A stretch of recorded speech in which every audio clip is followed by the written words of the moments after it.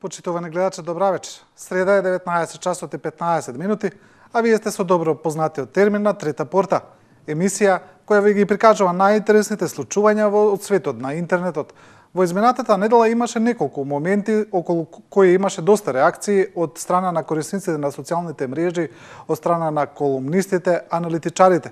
Секако најинтересно е сведочењето на ново именуваниот американски амбасадор во Македонија Бели, каде Бели во однос на македонскиот народ кога го спомнува, го употребува терминот Словени.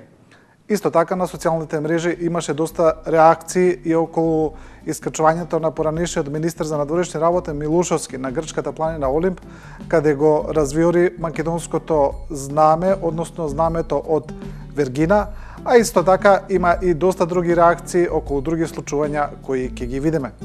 Почнуваме со реакциите на посведочењето на ново именуваниот амбасадор Бели.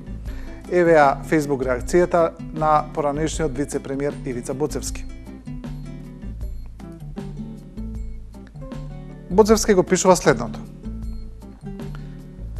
Ваша екселенцијо, македонци живеат во Република Македонија, во соседните држави, како етнички малцинства и ширум светот како доселенички заедници, вклучително и во вашата држава. Македонците заслужуваат многу повеќе од формално извинување, господин амбасадор. Идентитетот на македонците е непосредно загрозен од шовинистичката надворешна политика на грчката влада, што е самата суштина на така нареченото прашање за името. Ваквите изјави, како вашето конгресно сведочење, се навредливи и тие се многу штетни за македонско-американските односи. За жал, ова е мощно лош почеток за вас, амбасадоре Бели. Тоа е статусот на Боцевски и сега ќе видиме дел од коментарите. За оние кои не знаат, а не верувам дека некој не е слушнал на ова сведочење, Македонското министерство за надворешни работи го повика заменик амбасадорот во Скопје и му врачи протестна нота. И тука коментарите на корисниците на социјалните мрежи најмногу се однесуваат на тоа и што требало да направи Македонското министерство. Еве, еден корисник го вели следното. Боцевски, мислам дека не се работи за несрекна изјава во наводница. Со новиот амбасадор и неговата изјава, уште пред неговото доаѓање, САД ни дава до знаење какви ќе бидат нивните политики во однос на македонското прашање и името. Во нормални околности, председателот не би требало да ги прими неговите акредитиви. Вака останува работава да се заврши со протест и извинување. И на ова Боцевски враќам. Почитувани, знам дека сте гневни и разбеснети заради оваа несрекна изјава на новиот американски амбасадор во Македонија, но сметам дека треба здраво разумски и со пристојност да ја коментираме оваа изјава. Македонско-американските односи имале своји врвови, но и своји падови, но Македонија е решена да се го гради својот углед како сериозен партнер во меѓународните односи. Изјавата на амбасадорот е навредлива и допира во најосетливото ткиво на македонците, па затоа заслужува објаснување, а за тоа ќе почекаме до неговото пристигнување. Тоа го вели Боцевски. Продолжуваме со останатите коментари на социјалните мрежи. Еве, еден Facebook корисник го пишува следното. Откако на Меркел и ја скршила главата, сега и кон американците бокс. Милошевик беше понежен кон меѓународната заедница, тоа ви гарантирам. Но ова зборува нешто друго за оваа погубна власт и за иднината на Македонија. Значи, ова е веќе еден различен став од оној на Боцевски, затоа и го читаме. Тука овој корисник мисли дека не требало да се оди со таква реакција кон Соединетите американски држави. И оние кои коментираат на овој статус, нивните коментари се најчесто со еден хумористичен аспект. Еве, еден корисник вели, а да им ставиме санкции на американциве? И друг, сега, кога ќе го слушнат укорот, има да се стресат.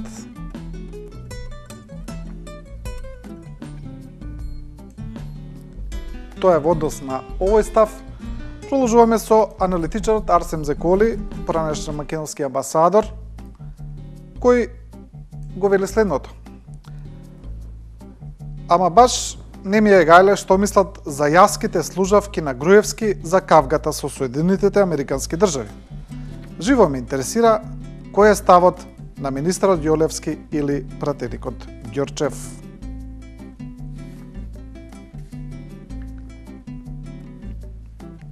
Тоа е статусот на Зеколи и во однос ќе видиме сега уште една колумна на новинарот Александар Чомовски. Неговата колумна е многу поширока од овој настан со амбасадорот Бели, се нарекува блеферски политички лицитации и колумната е насочена кон надворешната политика на Република Македонија. Значи, тука се зборува за многу работи, но ние ќе се задржиме за овој дел кој го обработуваме. Се додека германскиот бизнес интерес инсталира 6 компании во 5 региони од државата, со сите бенефити, додека Соединетите Американски држави имаат стратешки безбедносни инсталации во Македонија, ако банките во Лондон и Берлин ги сервисираат 500 милиони еври за издадената обврзница, Груевски во диалог со канцеларката Меркел има маневарски простор. За прв пат во самостојна Македонија се упатува официјален демарш до Стејт департментот, поради политичко-историска неписменост на новиот и се уште неакредитиран амбасадор поради неговата изјава дека овде живеат Словени. Значи, лидерот на ВМРО ДПМН игра се порискантен покер. Во неговиот хазард е вклучен и политички блеф. Тоа е возможно кога дома имате слаби играчи. Само погледајте и прочитајте. Груевски најавува пат кон Бугарија, гради 3 магистрали, најавува рестарт на железничката изградба кон Крива Паланка, што од времето на СДСМовскиот тандем Реган Бузлек ќе се изградеше за 1 година. Од оператива во Скопје, чии директори и фирми сега се дел од бизнес елитата на ВМРО-овскиот холдинг. Значи, интересен како и секогаш, едно поразлично мислење од Александар Чомовски, една анализа која е својствена за неговото пишување. Емисијата ја продолжуваме со реакциите по одлуката на Српскиот суд на судот во Нови Сад да го ослободи од притвор новинарот Зоран Божиновски, кој од страна на Македонскиот суд е од македонскиот обвинител и од Македонскиот суд е обвинет во случајот шпион. Имено Божиновски се бара од македонските власти и по него е распишана постапка за екстрадикција од Србија. Но сега Божиновски е пуштен на слобода да се брани и ќе видиме како сето ова ќе заврши. Значи, за сега српските власти не го испорачаа Божиновски во Македонија. Па така, повод ова, новинарот Бранко Геровски пишува: браво за одлуката на Српскиот суд. Геровски вели, поминале 11 месеци од притворот на Зоран Божиновски во Србија и додава: сакам јавно да честитам за оваа одлука, но честитките ги адресирам пред се до судиите и до колегите новинари од Србија, кои на принципијални основи се залагаа македонскиот новинар да биде пуштен на слобода. За разлика од српските колеги, македонските за тоа зборуваа со половина уста. Оваа одлука не го преджуцира исходот на судскиот процес шпион, во кој Божиновски е еден од обвинетите. Но таа несомнено значи дека широко, дури и надвор од границите на земјава, е распространета недовербата во независноста на македонското судство и несогласувањето со практиката новинари да се фрлаат во зандани, која во овој дел од светот засега има само во темниот вилает Македонија. На Божиновски му посакувам многу среќа и успех во одбраната, сепак не сум наивен и страхувам дека процесот шпион би можел да заврши, како и многу други слични судски процеси, со политичка пресуда која нема да дозволи вистината да излезе на видело и правдата да биде задоволена. Тоа го пишува Геровски во колумната Браво за одлуката на Српскиот суд. И ќе го видиме решението на Српскиот суд кој го постира ќерката на Зоран Божиновски, Ана Божиновска, која живее во Србија. Еве го решението. Значи, решението пишува дека 22.9.2014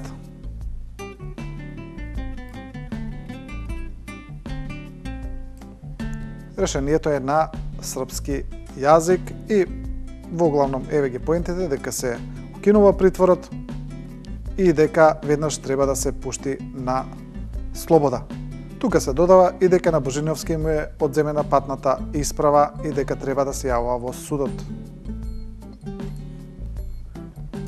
Емисијата сега ја продолжуваме со реакции по инвестирањето на општина Центар во една улица во центарот на градот која се нарече Боемска улица. Имено дел од корисниците пред се на социјалните мрежи, но и дел од медиумите реагираа на сумата која е потрошена за оваа улица. Се работи за околу 400.000 евра, се лицитираше за различни суми, се спомнуваше и половина милион, но сега таа сума, како што е кажана од општина Центар, е близко до 400.000 евра. Ке ги видиме реакциите пред се на оние граѓански активисти кои велат дека порано гласале, дека се залагале за оваа сега актуелна власт во општина Центар, но дека се разочарани од некои незини постапки. ПВА Сонја Исмаил, музичар и граѓански активист, која вели: Со задоволство ќе престанам да се спрдачам со Боемската улица. Ако градоначалникот на општина Центар, оној кој што го гласав не еднаш, туку 3 пати, покаже и докаже дека се лажни тврдењата за потрошени пола милион евра за реконструкција на истата. Тоа е статусот и ќе видиме дел од коментарите. Значи, тука има една бура на коментари, може да се каже. Еве едно интересно мислење. Инсистирам на слобода на изразување, двосмислени значења на сите постови.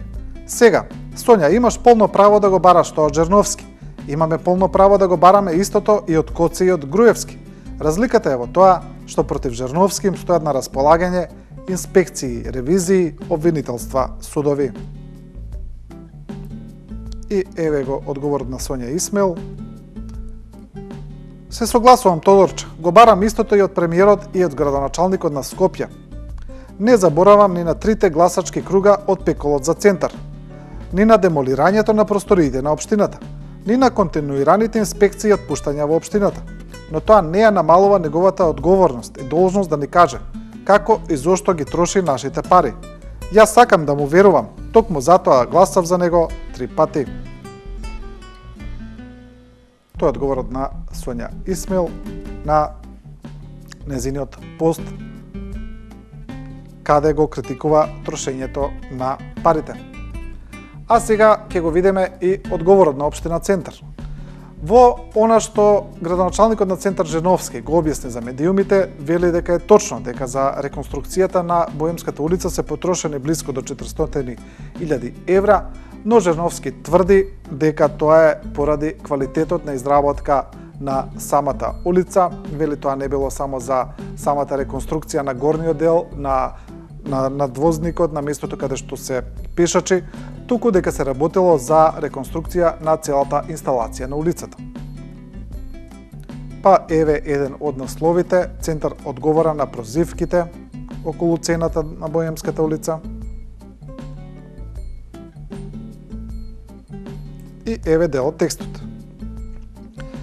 Наспроти дезинформациите дека наводно се ставени само плочки на мала уличка, потенцираат од кабинетот на Жерновски. Вистина вели дека во цената се вклучени и комплетно нова атмосферска мрежа, бидејќи старата која се посочува во надписот беше недопустливо поврзана со фекалната.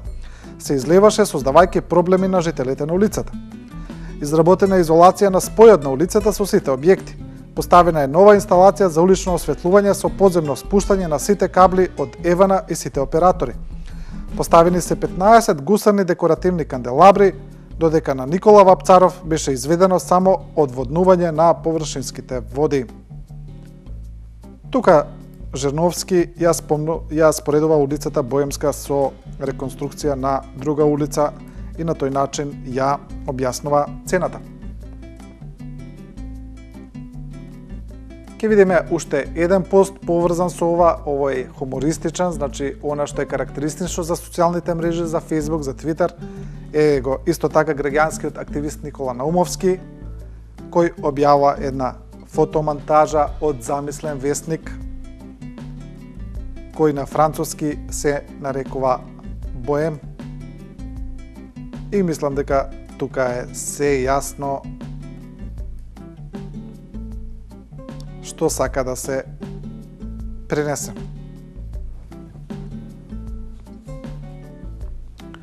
Тука го завршуваме овој блок. Емисијата сега ја продолжуваме со реакции околу поставувањето на сонцето од Вергина, на знамето со сонцето од Вергина на знаме на врвот на грчката планина Олимп од страна на поранешниот министер за надворешни работи Антонио Милошовски, кој потоа со тоа се пофали и на социјалните мрежи.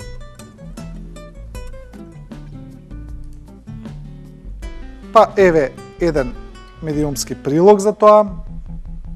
Грците полудеа, Антонио Милошовски на Олимп развија кутлеш. Еве тука е изваден дел од грчка телевизија како зборува за тоа.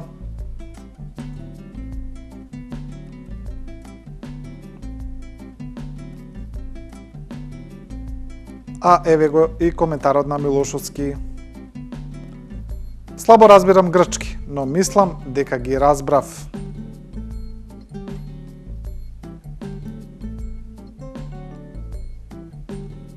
Значи, Милошовски сака да каже дека коментарите биле негативни. И сега за целиот настан се огласи и грчкото министерство за надворешни работи,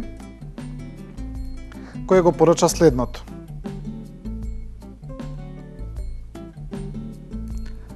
Му благодариме на господинот Милошовски, што ја посети нашата земја и што се фотографираше во Грција со сонцето од Вергина, грчки национален символ.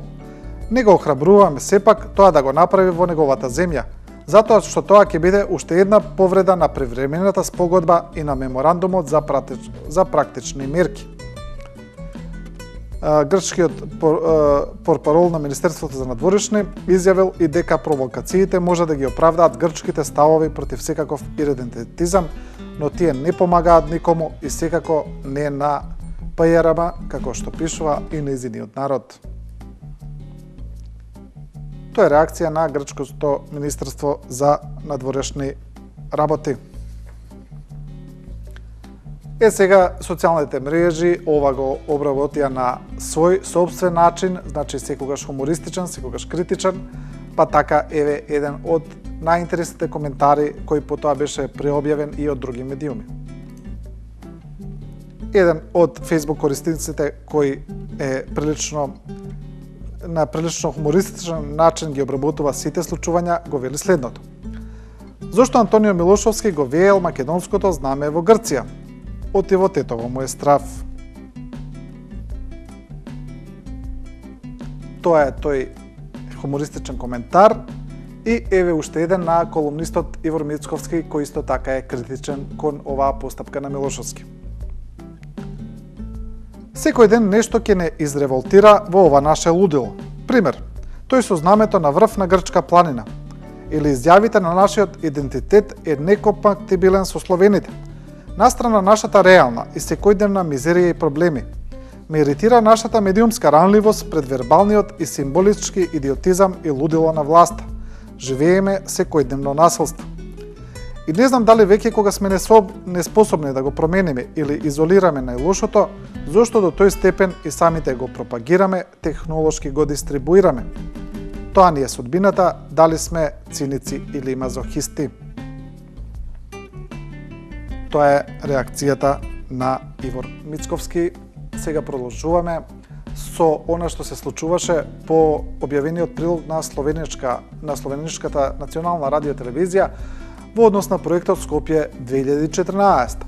Како што верувам дека повеќето гледачи имаат видено, тој прилог беше исклучително критичен кон архитектурата која се појавува во Скопје 2014, беше прилично остар, ќе го видиме тоа, а на самиот прилог имаше и реакција од страна на ВМРО ДПМН.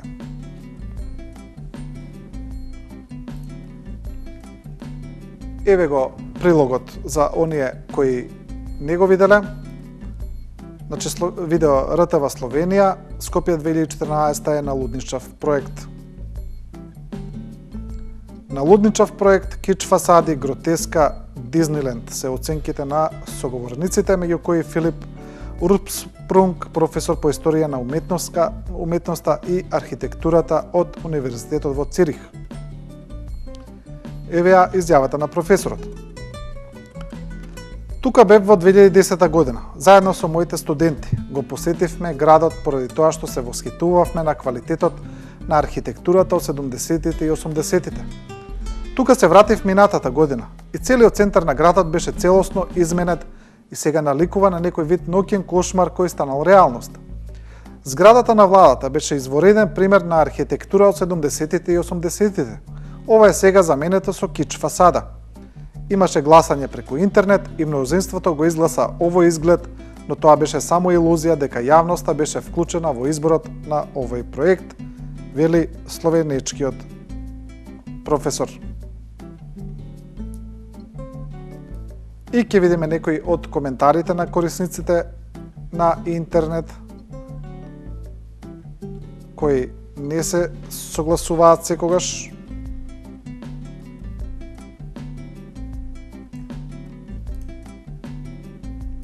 Еве, еден го вели следното.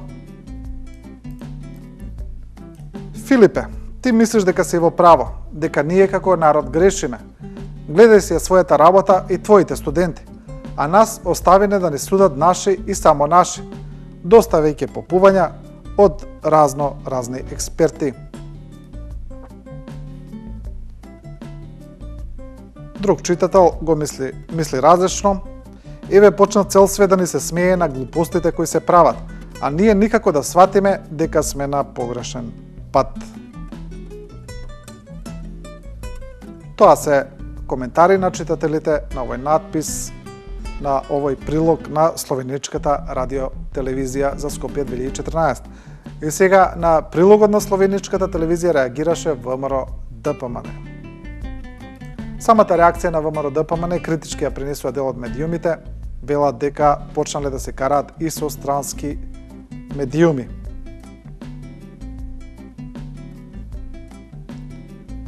Еве ја, ние ќе видиме дел од реакцијата. Поентата на ВМРО ДПМН е дека Скопје 2014 донело поголем обрт на туристи во Македонија, дека е проект кој е користен за сите граѓани и има порака и за професорот кој зборува во прилогот на словенечката телевизија. Сепак, професорот треба да биде свесен и да знае дека ова што не му се допаѓа и не знаеме од кои причини сака да навредува, за кои се надеваме, не се политички. На многумина и на мнозинството граѓани и туристи многу им се допаѓа. Доколку на професорот не му се допаѓа Скопје, тој не мора да доаѓа бидејќи никој со сила не го тера. За нас е исклучително важно дека многу повеќе туристи го посетуваат Скопје изминатите години и денес од кога било во историјата на овој град. Трендот на пораст на странските туристи во Скопје ќе биде задржан и во иднина, се вели во реакцијата на ВМРО ДПМН.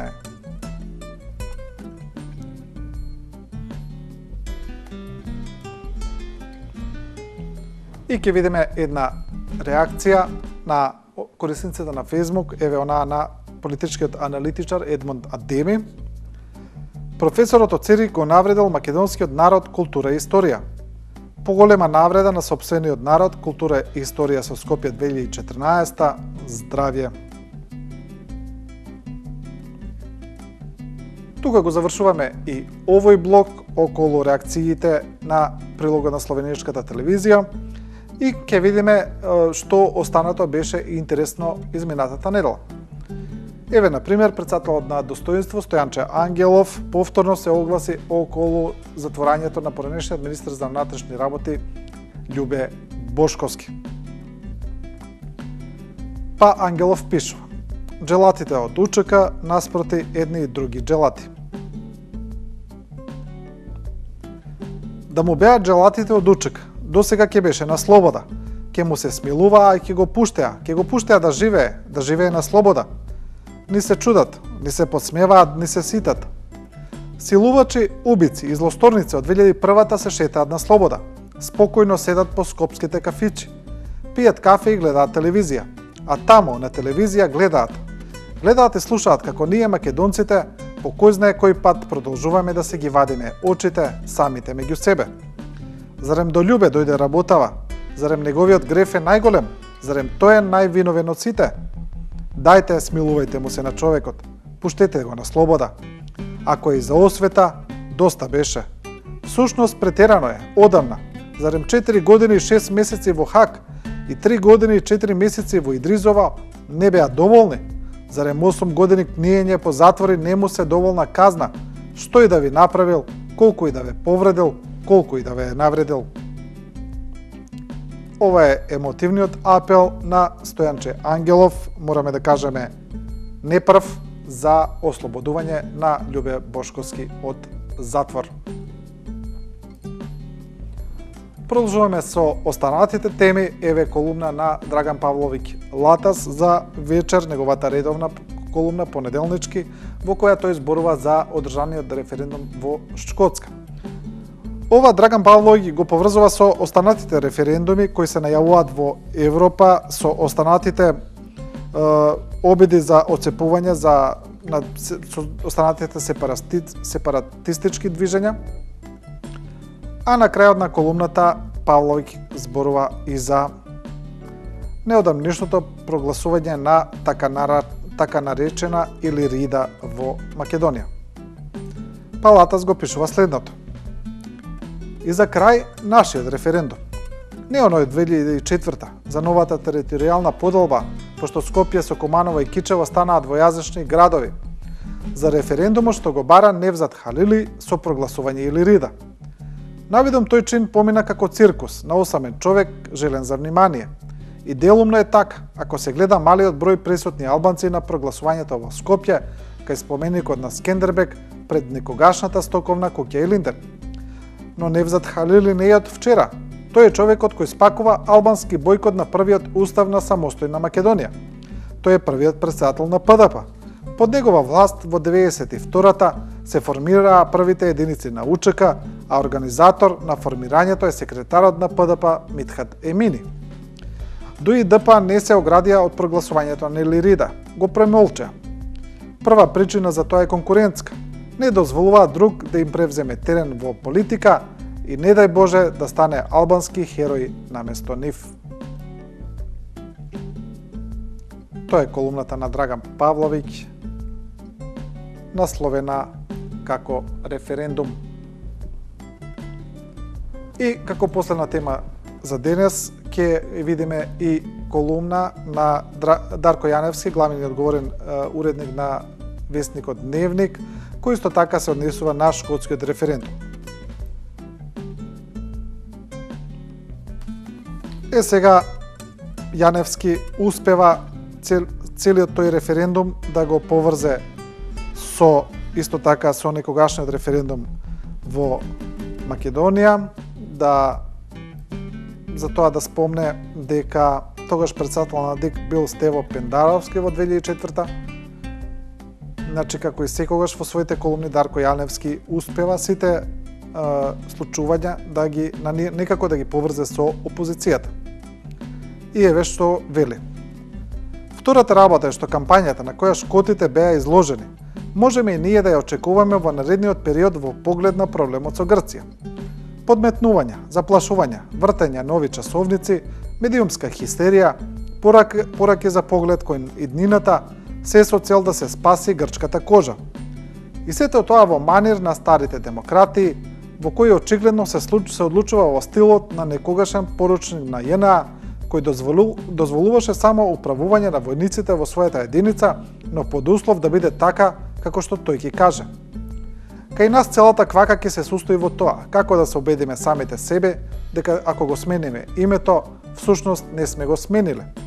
Во тоа убедување се разбира ќе имаме сета демократска помош од Брисел и од Вашингтон. Тоа е дел од колумната на Дарко Јаневски, шкотланѓани во Скопје. Почитувани, ова беше последна тема во вечерашната емисија Трета порта. Гледајте секоја среда во 19 часот и 15 минути. Исто така не заборавајте дека на Facebook ја имате страницата на Трета порта која можете да ја посетите. Таму може да ги оставите и вашите коментари кои подоцна може да бидат прочитани во емисијата. На крајот не заборавајте, Трета порта не ви кажува како да размислувате, туку ви ја прикажува големата слика. Останете со програмата на 24 вести.